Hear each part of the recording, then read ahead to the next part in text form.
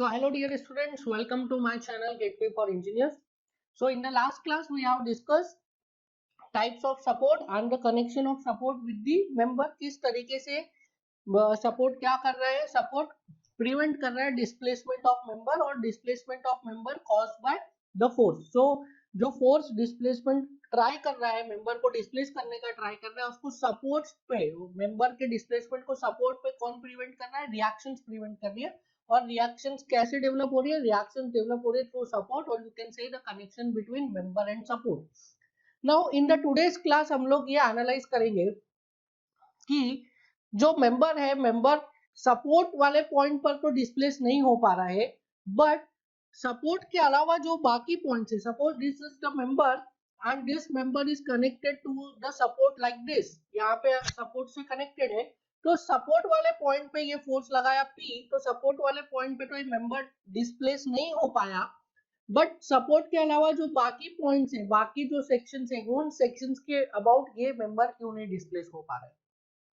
ठीक है, सो सपोर्ट के अलावा जो बाकी पॉइंट्स हैं उन पॉइंट्स पर ये क्यों नहीं डिस्प्लेस हो पा रहा है, हम ये डिस्कस करने वाले हैं in the today's class. So I am considering a structure that is a combination of a support and a member. So I am considering this member. This member is subjected to a load P like this. And इस P load की वजह से क्या हो रहा है, ये member P load क्या कर रहा है, member को displace करने की कोशिश कर रहा है in the downward direction. Now downward direction में ये member डिस्प्लेस नहीं हो पा रहा है, कहाँ पे, एट दी सपोर्ट. सपोर्ट पे मेंबर डिस्प्लेस नहीं हो पा रहा है, क्यों नहीं डिस्प्लेस हो पा रहा है, due to the development of reaction. So reaction के डेवलपमेंट की वजह से ये मेंबर सपोर्ट पे डाउनवर्ड डायरेक्शन में डिस्प्लेस नहीं हो पा रहा है. But what about other sections, suppose ये जो मेंबर है वो सपोर्ट पे नहीं डिस्प्लेस हो पाया, तो बाकी सारे पॉइंट्स, बाकी सारे सेक्शंस पे, ये जो बाकी सारे सेक्शंस है, इन बाकी सारे सेक्शंस पे ये क्यों नहीं डिस्प्लेस हो पा रहा है. समझ में आ रहा है कि मेंबर सपोर्ट से कनेक्टेड है, सपोर्ट पे तो रिएक्शन डेवलप हो गया, उस रिएक्शन ने क्या किया, ये जो एक्सटर्नल फोर्स P था उसकी वजह से जो डिस्प्लेसमेंट का ट्राई कर रहा था P, उसको रेड्यूस कर लिया, कहां पे, सपोर्ट पे. बट बाकी सारे सेक्शंस के अबाउट क्यों नहीं डिस्प्लेसमेंट हो रहा है. Now the reason is due to the development of internal force, due to the development of internal force. और ये इंटरनल फोर्सेस क्यों डेवलप हो रहे हैं, this internal forces are develop due to molecular bonding. देखिए दिस इज अ मेंबर और this member is made up of a material, और material पे material is made up of different so many molecules, और हर different molecule, अलग अलग molecules के बीच पे क्या है, there is a molecular bonding. अब इस मेंबर के एक पॉइंट को आपने ज्वाइन कर दिया है, किससे, इस मेंबर के एक पॉइंट को ज्वाइन कर दिया आपने सपोर्ट से. ठीक है, थ्रू अ कनेक्शन. उसको हमने बोला fix support, rigid fix support, hinge support, और हमने बोला रोलर सपोर्ट और गाइडेड रोलर सपोर्ट. इस टाइप से अलग अलग टाइप के कनेक्शन करके आपने क्या किया, इसको ज्वाइन कर दिया. नाउ सिंस इस मेंबर का एक पार्ट ज्वाइंट है, किससे, इस मेंबर का एक पार्ट ज्वाइंट है सपोर्ट से. Now due to molecular bonding ये क्या हो रहा है, ये जो फोर्स P इसको डिस्प्लेस करने की कोशिश कर रहा है, ड्यू टू मॉलिक्यूलर बॉन्डिंग ये जो है इंटरनल फोर्सेस को डेवलप कर रहा है, मेंबर अपने अंदर इंटरनल फोर्सेस को डेवलप कर रहा है. And due to the development of internal forces क्या हो रहा है, मेंबर सपोर्ट पे तो डिस्प्लेस नहीं कर रहा है, किसकी वजह से, रिएक्शन की वजह से. बट सपोर्ट के अलावा जो बाकी सारे सेक्शन है उस पे मेंबर डिस्प्लेस नहीं हो पा रहा है, क्यों नहीं डिस्प्लेस हो पा रहा है, due to the development of internal forces. So I will write member is not getting displaced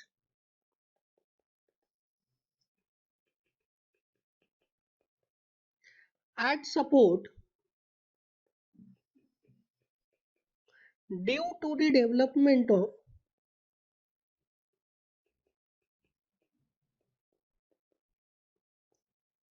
reactions, or you can say support reaction. So member जो है वो सपोर्ट पे डिस्प्लेस नहीं हो रहा पा रहा है, क्यों नहीं हो पा रहा है, due to the development of reactions. And member is not getting displaced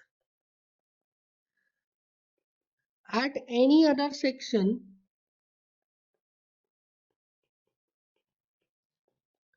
में लिखिए other than support due to development of internal forces, and these internal forces are developed because of molecular bonding.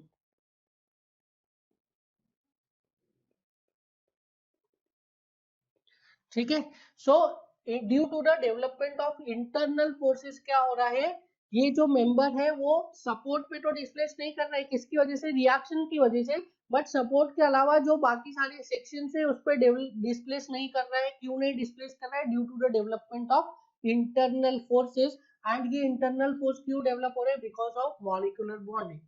Now ये internal forces क्या कर रहे हैं? ये internal forces resist कर रहे हैं, किसको रजिस्ट कर रहे हैं? डिस्प्लेसमेंट को।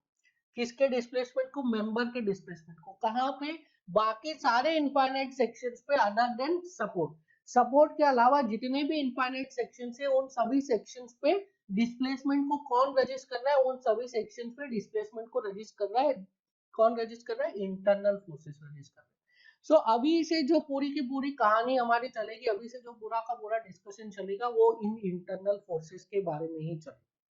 So now please write down the next heading, shear force and bending moment.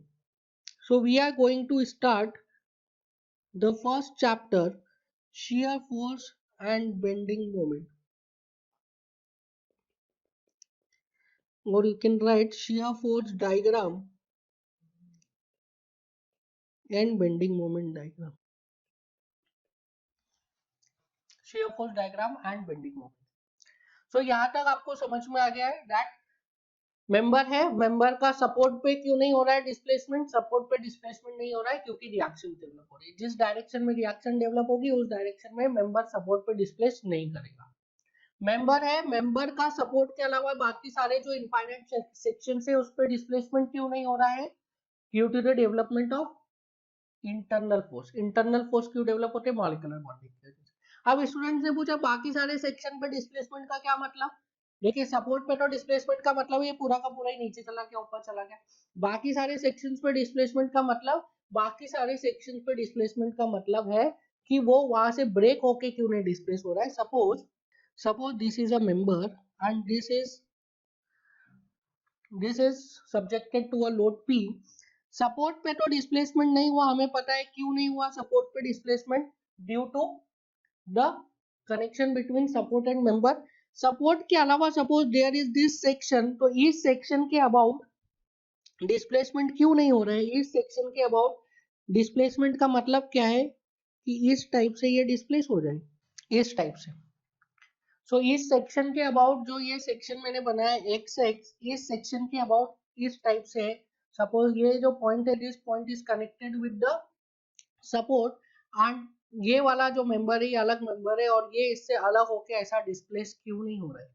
ठीक है, इस पॉइंट के अबाउट, किसी भी सेक्शन के अबाउट डिस्प्लेसमेंट क्यों नहीं हो रहा है? सो ये डिस्प्लेसमेंट क्यों नहीं हो रहा है? This displacement is prevented due to internal forces, because ये जो पॉइंट है इस पॉइंट के बाद जितने भी सेक्शन है सभी के साथ इस पॉइंट का there is a bond, molecular bond है।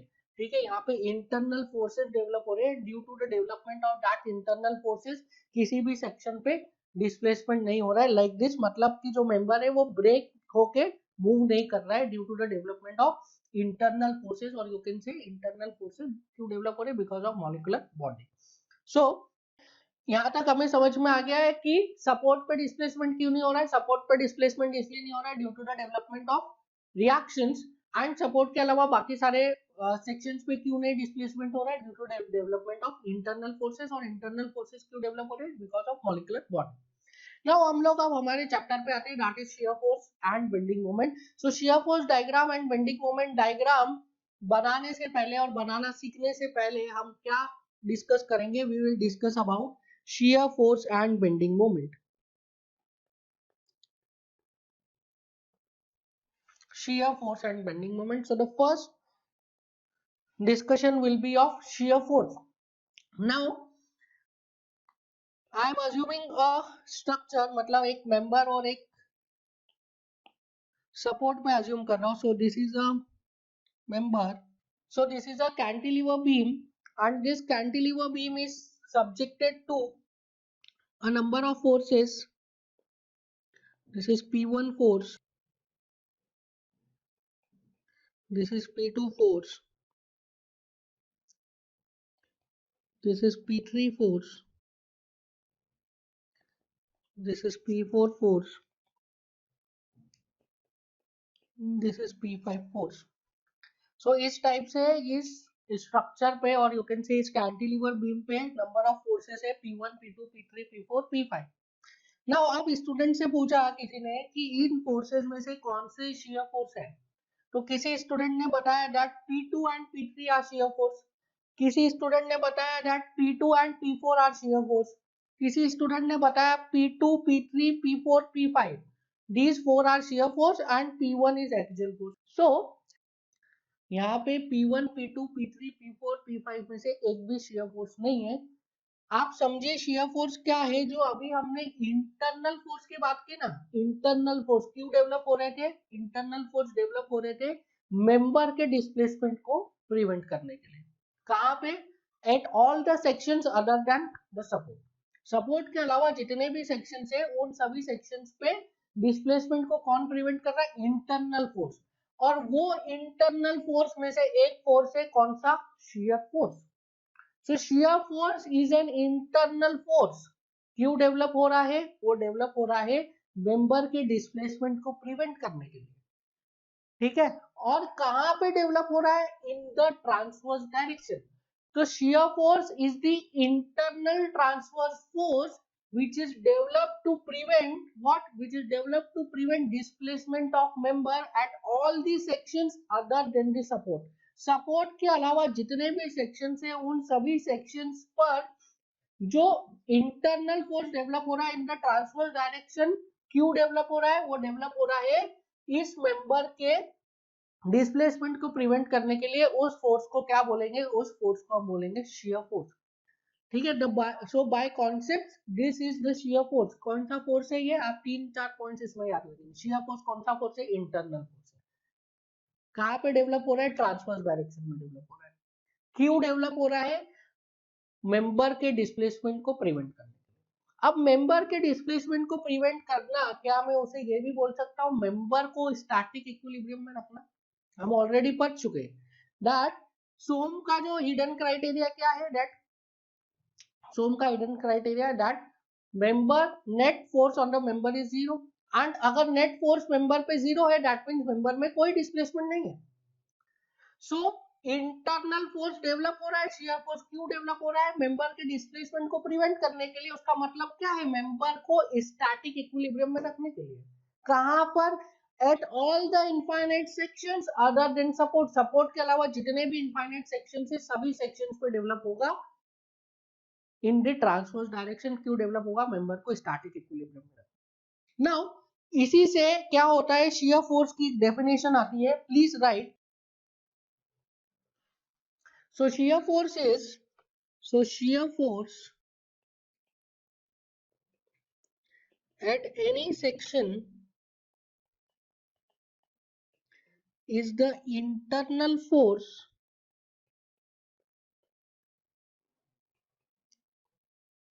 developed at that section in the transverse direction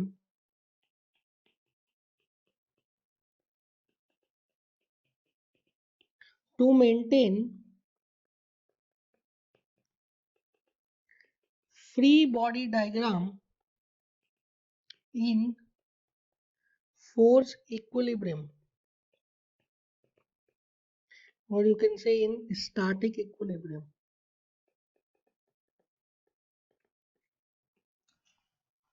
ठीक है, so shear force at any section क्या है, शियर फोर्स किसी भी सेक्शन पे क्यों डेवलप हो रहा है, it is an internal force developed in the transverse direction. क्यों डेवलप हो रहा है, to maintain the free body diagram in, to maintain the free body diagram in static equilibrium और इन फोर्स इक्विलिब्रियम। सो अब इसको समझते हैं कि ये फ्री बॉडी डायग्राम का टर्म क्यों आ रहा है, इसमें फ्री बॉडी डायग्राम का टर्म क्यों आ रहा है। Again I am considering a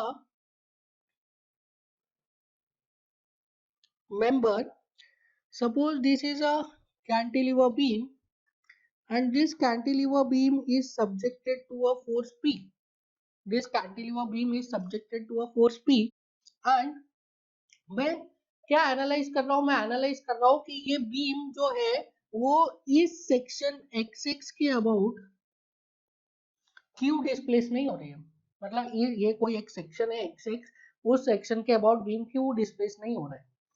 सो अगर मैं इस सेक्शन x6 के अबाउट इस बीम को दो पार्ट में डिवाइड करूं, दिस इज 1 दिस इज 2, और मैं इसका फ्री बॉडी डायग्राम बना के एनालिसिस करूं तो हमें पता चलेगा कि ये क्यों डिस्प्लेस नहीं हो रहा है। नाउ फ्री बॉडी डायग्राम बनाने के लिए देयर आर 3 स्टेप्स। आप इन स्टेप्स को अच्छे से याद रखेंगे because these steps are very very very important. Before starting free body diagram देखिए दिस स्ट्रक्चर, ये जो पूरा का पूरा स्ट्रक्चर है, this structure is in a state of static equilibrium. That means यहाँ पे एक रिएक्शन लग रहा होगा which is equals to ry and the value of reaction is equals to how much p। ये तो हमें पता है कैसे आया, ry is equals to p summation of all the forces in vertical direction is equals to 0 से आ गया। Now अब मैं क्या कर रहा हूँ, मैं फ्री बॉडी डायग्राम बनाना स्टार्ट कर रहा हूँ ना। फ्री बॉडी डायग्राम को बनाने के लिए जैसे मैंने बताया there are 3 step. Step number 1 is सबसे पहले आप क्या करेंगे, सबसे पहले आप मेंबर को बनाएंगे। सो यहाँ पे हम क्या कर रहे हैं, सबसे पहले मेंबर को बना रहे हैं।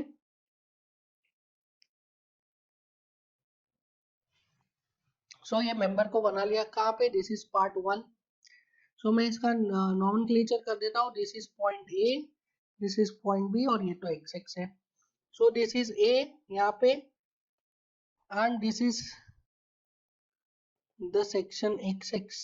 तो सबसे पहले क्या किया हमने, सबसे पहले मेंबर को बनाया। स्टेप नंबर 2 इज इसमें एक्सटर्नल फोर्स लगाएंगे।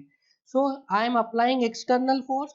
इस जो ये पार्ट 1 है, इस पार्ट 1 पे कितना फोर्स लग रहा है, एक्सटर्नल फोर्स। इस पार्ट 1 पे एक एक्सटर्नल फोर्स लग रहा है which is the reaction, that is ry is equals to p। So step 1 क्या था, सबसे पहले आप मेंबर को बनाइए। स्टेप 2 इज इसके ऊपर एक्सटर्नल फोर्स लगाइए। स्टेप 3 इज अब इस मेंबर की स्टेबिलिटी के लिए आपको क्या करना है, इस मेंबर की स्टेबिलिटी के लिए आपको इंटरनल फोर्स लगाना है। तो here I am applying internal forces for stability of this member. So मैं एक इंटरनल फोर्स लगा रहा हूँ, दिस इज Vx। नाउ ये जो इंटरनल फोर्स मैंने लगाया, क्यों लगाया, in order to maintain free body equilibrium of this portion is called as what, is called as shear force. So this Vx is nothing but this is shear force. So समझ में आया free body diagram की force equilibrium की बात क्यों की गई थी। फ्री बॉडी डायग्राम को फोर्स इक्विलिब्रियम में रखने के लिए जो ट्रांसवर्स डायरेक्शन में इंटरनल फोर्स डेवलप होता है उसको हम क्या बोलते हैं, उसको हम बोलते हैं shear force। सो ये जो फोर्स है, देखिए हमने ऑलरेडी डायरेक्शन के बारे में काफी सारा डिस्कशन किया हुआ है, फिर भी एक बार वापस कर लेते हैं। So this is y, x and z। So x कौन सा है, लॉन्गिट्यूडनल। अब ये जो shear फोर्स डेवलप हुआ है ये कौन सी डायरेक्शन में डेवलप हुआ है, ये y डायरेक्शन में डेवलप हुआ है। This shear force is developed in y direction, ये देखिए। सो y डायरेक्शन में डेवलप हुआ है। y डायरेक्शन कौन सी है, ट्रांसवर्स डायरेक्शन है। That is why this is an internal force, Vx is an internal force developed in transverse direction. क्यों डेवलप हुआ है, in order to maintain free body equilibrium of this, in order to maintain free body equilibrium of this portion. So I can write ये shear force develop हो गया, इस shear force ने develop होके क्या कर दिया, ये जो पोर्शन है इस पोर्शन में फोर्स इक्विलिब्रियम मेंटेन कर दिया। ठीक है, यहाँ पे कुछ मोमेंट भी लगेगा, वो मोमेंट की हम बात आगे करेंगे, अभी सिर्फ फोर्स की बात कर रहे हैं। हमने डेफिनेशन में भी फोर्स इक्विलिब्रियम लिखा है। सो इस Vx ने डेवलप होके क्या किया, Vx ने डेवलप होके फोर्स इक्विलिब्रियम मेंटेन कर दिया, किसका, इस पार्ट का। सो इस पार्ट का फोर्स इक्विलिब्रियम आ गया। That means can I right this part is in force equilibrium. So can I right summation of Fy is equals to 0. Summation of all the forces in vertical direction is equals to 0 लिख सकते हैं हम. So can I write this ry minus vx is equals to 0. ry upward लग रहा है तो उसको positive लिया, vx डाउनवर्ड लग रहा है तो उसको नेगेटिव लिया. सो ry की वैल्यू लिखा मैंने p माइनस vx इज 0. सो vx की वैल्यू कितनी आ गई यहाँ से p. So the value of vx is p. Now similarly अगर मैं ये तो मैंने लेफ्ट वाला पोर्शन लिया, ये मैंने लेफ्ट वाला पोर्शन लिया, अगर मैं राइट वाला पोर्शन लेता, अगर मैं राइट वाला पोर्शन लेता तो भी क्या शियर फोर्स इतना ही आता. तो अभी चेक कर लेते हैं. So I am making free body diagram. So this was FBD of left portion. Now I am making FBD of right portion. So now I am making FBD of right portion. So right portion का FBD बनाते हैं.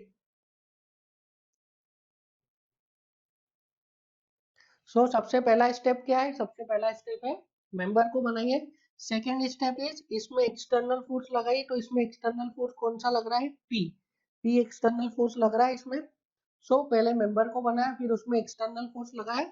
Now अब इसकी stability के लिए क्या करेंगे हम? इसकी स्टेबिलिटी के लिए हम इंटरनल फोर्स लगाएंगे. So now I am applying internal force for stability of this portion. So इस फ्री बॉडी डायग्राम की स्टेबिलिटी के लिए मैंने क्या किया? ये इंटरनल फोर्स लगाया. कौन सा? ये Vx. अब देखिए ये जो इंटरनल फोर्स Vx है कौन सी डायरेक्शन में लग रहा है? क्या ये ट्रांसवर्स डायरेक्शन में लग रहा है? यस. ये इंटरनल फोर्स कहाँ लग रहा है? ट्रांसवर्स डायरेक्शन में लग रहा है. क्यों लग रहा है ये इंटरनल फोर्स? ये इंटरनल फोर्स लग रहा है इस फ्री बॉडी, इस पोर्शन को इक्विलिब्रियम में रखने के लिए, इस पोर्शन के फ्री बॉडी डायग्राम को फोर्स इक्विलिब्रियम में रखने के लिए.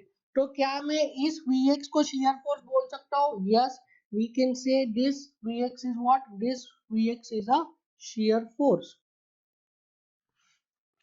नाउ ये जो फ्री बॉडी डायग्राम है, इस फ्री बॉडी डायग्राम पे Vx लग गया और Vx ने क्या किया? Vx ने इस फ्री बॉडी डायग्राम को फोर्स इक्विलिब्रियम मेंटेन कर दिया.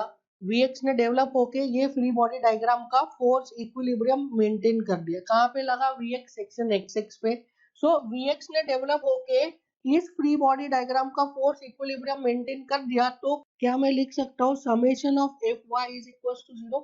That is summation of all the forces in vertical direction is equals to 0. Again यहाँ पे कुछ मोमेंट्स लगेंगे, हम उन मोमेंट्स को अभी एनालाइज नहीं कर रहे, वो मोमेंट को हम बाद में एनालाइज करेंगे. अभी हम सिर्फ फोर्स इक्विलिब्रियम की बात कर रहे हैं जैसा कि शियर फोर्स की डेफिनेशन में बोला. So can I write summation of all the forces in vertical direction is equals to 0. So can I write Vx minus P is equals to 0. सो Vx की वैल्यू कितनी आ गई यहाँ से? P. अगेन जो Vx की वैल्यू आई है वो आई है P. सो अब आप इसमें देखिए जब हमने पहला वाला पोर्शन को एनालिसिस किया तब भी Vx की वैल्यू P आई. जब सेकेंड वाले पोर्शन को एनालाइज किया तब भी Vx की वैल्यू P आई. ठीक है, फर्स्ट पोर्शन में भी Vx की वैल्यू P आई, सेकेंड पोर्शन में भी Vx की वैल्यू P आई. तो दोनों ही आप कहीं से भी एनालाइज करो, लेफ्ट से एनालाइज करो, लेफ्ट वाले पोर्शन को लेके या राइट वाले पोर्शन को लेके, जो सेक्शन है उस पे शियर फोर्स की वैल्यू क्या होगी? मैग्नीट्यूड सेम आएगा. ठीक है, तो जो आपने सेक्शन लिया है जिस सेक्शन के अबाउट आप एनालिसिस कर रहे हैं उस सेक्शन के अबाउट आप लेफ्ट वाला पोर्शन लो या उस सेक्शन के अबाउट आप राइट वाला पोर्शन लो, दोनों से ही आपको क्या मिलेगा? सेम वैल्यू मिलेगी. किसकी? सेम मैग्नीट्यूड मिलेगा. किसका? Shear force. बट यहाँ पे देखिए जब हमने लेफ्ट वाला पोर्शन लिया था तब Vx कैसा आ रहा था? Vx आ रहा था डाउनवर्ड. और जब हमने राइट वाला पोर्शन लिया तो Vx कैसा आया? Vx आया अपवर्ड. सो लेफ्ट वाले पोर्शन में Vx डाउनवर्ड आ रहा है, राइट वाले पोर्शन में क्या आ रहा है? Vx अपवर्ड आ रहा है. समझ में आया? यहाँ पे देखिए Vx डाउनवर्ड आ रहा है, यहाँ पे Vx अपवर्ड आ रहा है, दोनों की वैल्यू प्लस पी आ रही है. सो इस सेक्शन पे क्या प्रॉब्लम आ रही है? इस सेक्शन पे मैं शियर फोर्स को एक्सप्रेस नहीं कर पा रहा हूँ. ठीक है, अब एक सेक्शन पे शियर फोर्स बोलना है तो मैं दोनों शियर फोर्स नहीं बोल सकता कि लेफ्ट से देखोगे तो डाउनवर्ड आएगा, राइट से देखोगे तो अपवर्ड आएगा. ऐसा मैं नहीं बोल सकता हूँ. So I have to define a sign convention for shear force कि जिस साइन कन्वेंशन से मैं ये जो दो सेक्शन पे अलग अलग डायरेक्शन आ रहे हैं उन डायरेक्शन को डिफाइन कर पाऊं, अपना शियर फोर्स को एक्सप्रेस कर पाऊं किस पे, on this section X x. समझ में आ रहा है आपको? जब आपने लेफ्ट वाले पोर्शन को एनालाइज किया तो शियर फोर्स क्या आया, डाउनवर्ड पी। जब राइट वाले पोर्शन को एनालाइज किया तो शियर फोर्स क्या आया, अपवर्ड पी। तो अगर कोई पूछेगा कि सेक्शन पे शियर फोर्स कितना है तो मैं ये नहीं बोल सकता कि अगर आप लेफ्ट से एनालाइज करोगे तो डाउनवर्ड आएगा, राइट से एनालाइज करोगे तो अपवर्ड आएगा। This is not correct way of expression. So we have to define a sign convention. We have to define a sign convention for this shear force. So the next topic is sign convention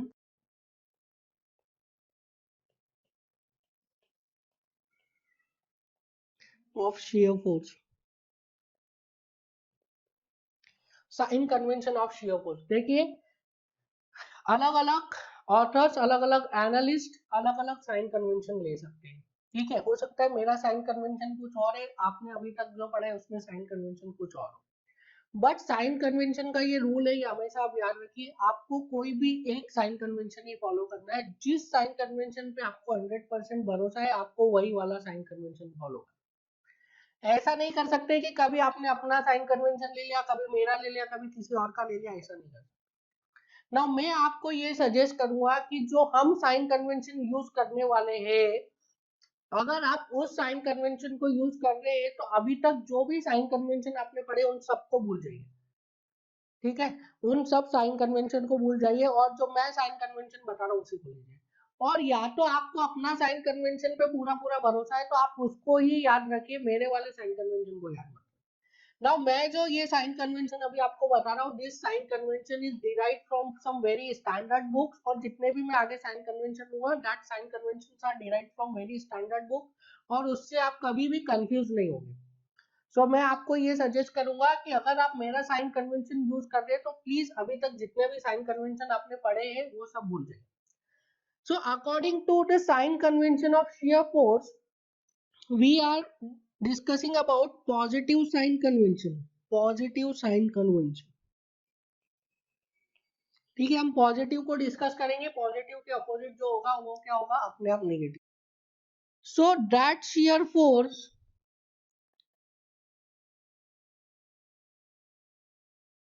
is considered as positive, that shear force is considered as positive which tries to rotate the free body diagram in clockwise direction.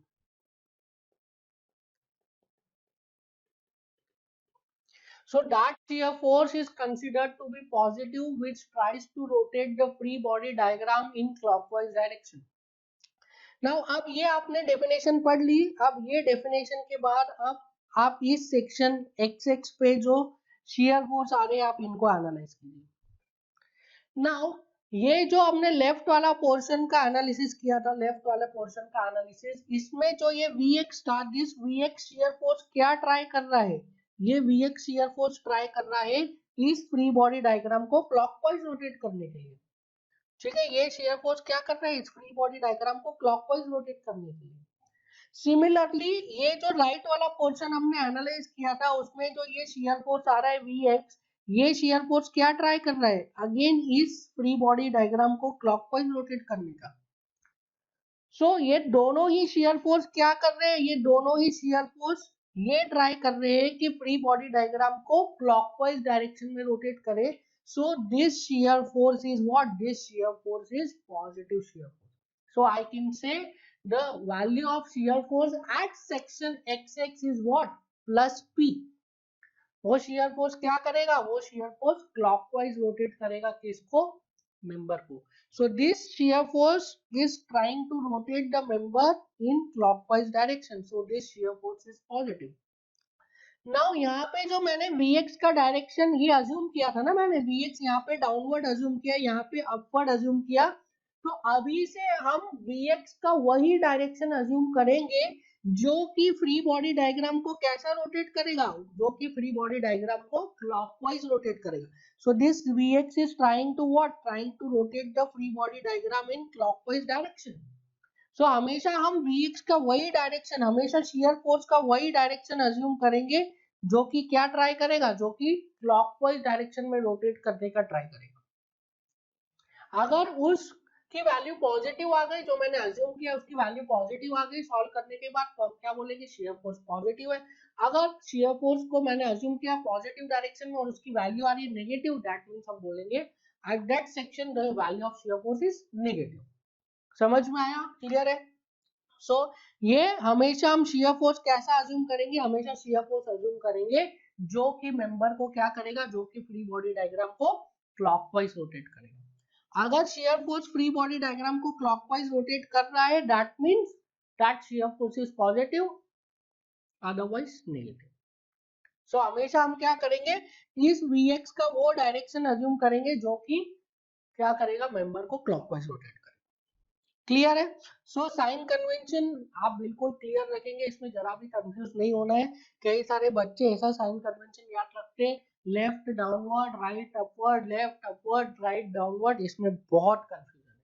ठीक है, तो आप वो confusing statement को बिल्कुल भी ध्यान नहीं रखेंगे. That shear force is considered as positive which tries to rotate the member in clockwise direction or which tries to rotate the free body diagram in clockwise direction. So अभी तक जो हमने पढ़ा है उसको थोड़ा सा एक बार कंक्लूड कर लेते हैं.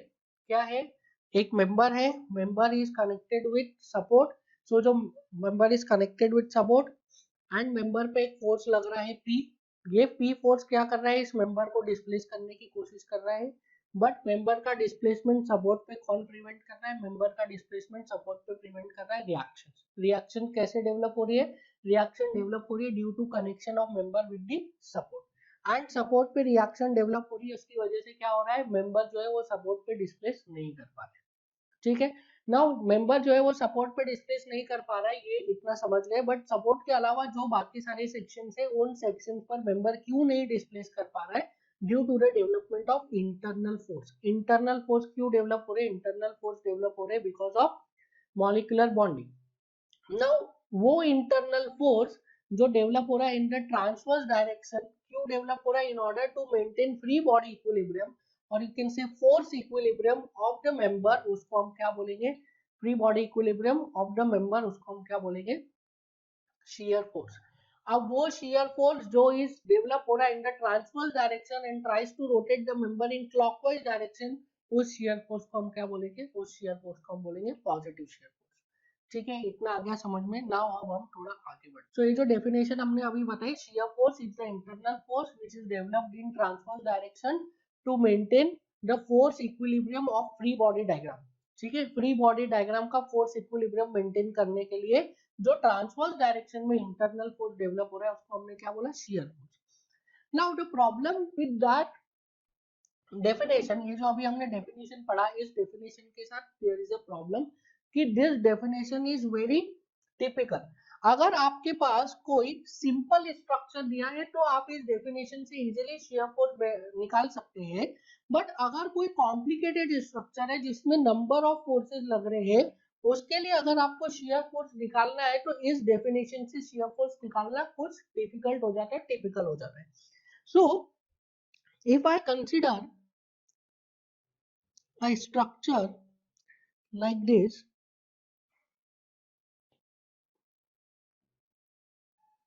so this is a cantilever beam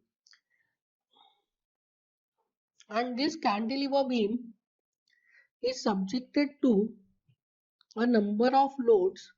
This is P1, this is P2, here there is a UDLW, so L1, L2, L3.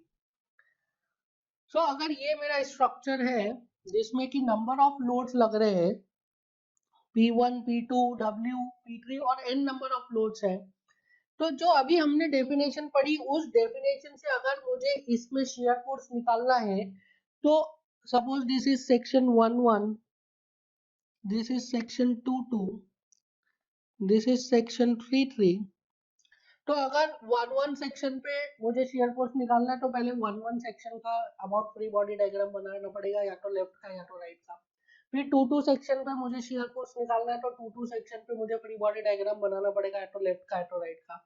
फिर 3-3 सेक्शन पे अगर मुझे शियर फोर्स चाहिए तो मुझे अगेन फ्री बॉडी डायग्राम बनाना पड़ेगा 3-3 सेक्शन के अबाउट लेफ्ट का या राइट का।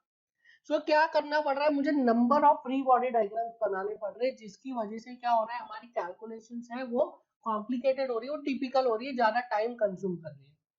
दैट इज व्हाई मैथमेटिशियंस ने क्या किया, एग्जैक्ट जो डेफिनेशन है शियर फोर्स की वो तो वही है जो अभी अपने पढ़ी, बट हमारी कैलकुलेशंस को इजी करने के लिए मैथमेटिशियंस ने क्या किया, शियर फोर्स की एक और definition the, which is a mathematical definition. अभी जो हमने पढ़ा that was a conceptual definition, but calculations को इजी करने के लिए क्या किया, एक और definition the which is a mathematical definition. So I am writing alternate definition, alternate definition. So alternate mathematical definition क्या दिया गया, the shear force at any section is the algebraic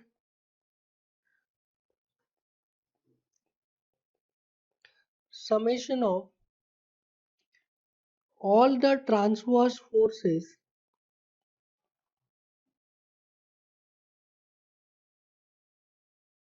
either to the left of section or to the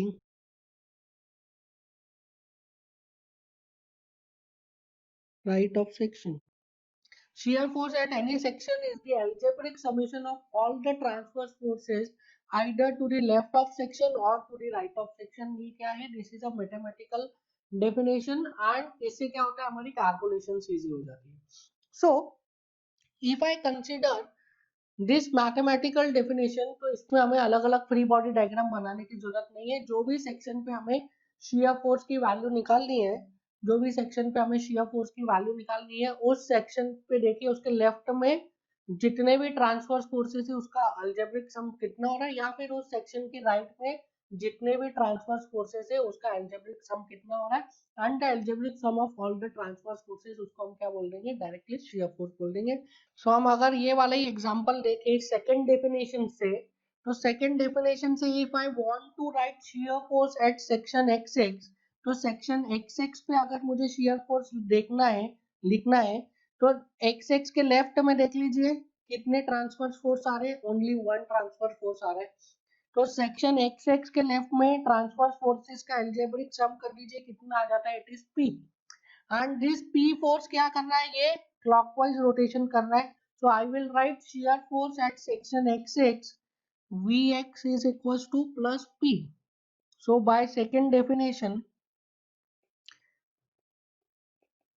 हमने directly लिख दिया Vx is plus P। कैसे लिखा, वापस से देख लीजिए, ये सेक्शन एक्स एक्स है, इसके लेफ्ट में जाइए, लेफ्ट में और कितने ट्रांसवर्स फोर्स आ रहे हैं, जितने भी आ रहे हैं सभी का एल्जेब्रिक सम कर दीजिए। हम यहाँ पे एक ही आ रहा था तो ये ट्रांसवर्स फोर्स है, तो कितना हो गया शियर फोर्स का value, algebraic sum of all the transverse forces, इधर एक ही आ रहा है तो शियर फोर्स का वैल्यू कितना आ गया, पी। अब आपको मैग्नीट्यूड मिल गया, अब हमें क्या करना है, इसका डायरेक्शन देखना। अब ये देखिए ये पी फोर्स क्या कर रहा है, मेंबर को क्लॉकवाइज रोटेट कर रहा है।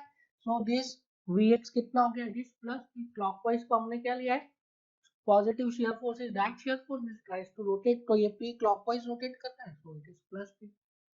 सिमिलरली ये सेक्शन एक्स एक्स से आप राइट वाला भी देख सकते हैं, राइट वाला देखिए, इसकी राइट में जाइए, राइट में कितने एल्जेब्रिक फोर्सेस आ रहे हैं, ओनली, कितने ट्रांसफर फोर्स आ रहे हैं, ओनली वन, तो उसका एल्जेब्रिक समेशन करने की जरूरत ही नहीं, सिर्फ यही पी फोर्स आ रहा है। शियर फोर्स क्या है, according to second definition, it is the algebraic summation of all the transfer forces either to the left और to the right.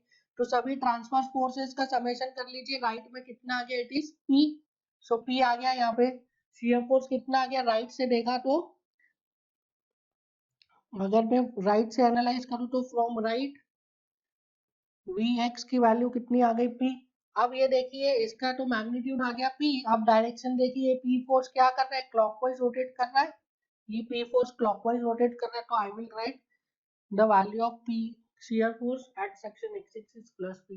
So simple है, मैथमेटिक्स मैथमेटिशियन ने क्या किया है, आपकी कैलकुलेशन को इजी कर दिया, आपको फ्री बॉडी डायग्राम बनाने की जरूरत नहीं है। सेक्शन के लेफ्ट में देखिए जितने भी ट्रांसवर्स फोर्सेस आ रहे हैं उन सभी ट्रांसवर्स फोर्सेस का अलजेब्रिक सम कर दीजिए, you will get what, you will get shear force. और देखिए कि वो जो आ रहा है नेट शियर फोर्स आ रहा है वो क्या कर रहा है, मतलब ट्रांसवर्स फोर्सेस का जो अलजेब्रिक सम आ रहा है वो फोर्स क्या कर रहा है, क्लॉकवाइज रोटेट कर रहा है कि एंटी क्लॉकवाइज रोटेट कर रहा है। क्लॉकवाइज रोटेट कर रहा है तो शियर फोर्स प्लस हो जाएगा, एंटी क्लॉकवाइज रोटेट कर रहा है तो शियर फोर्स माइनस हो जाएगा। तो इस तरीके से सेकंड डेफिनेशन से हम इजीली शियर फोर्स के वैल्यूज कैलकुलेट कर सकते हैं without making free body diagram. तो अभी से हम जो भी ऑब्जेक्टिव्स न्यूमेरिकल सॉल्व करेंगे उसमें हम क्या करेंगे, हमेशा सेकंड डेफिनेशन को यूज करेंगे, because this second definition is easy और जल्दी से रिजल्ट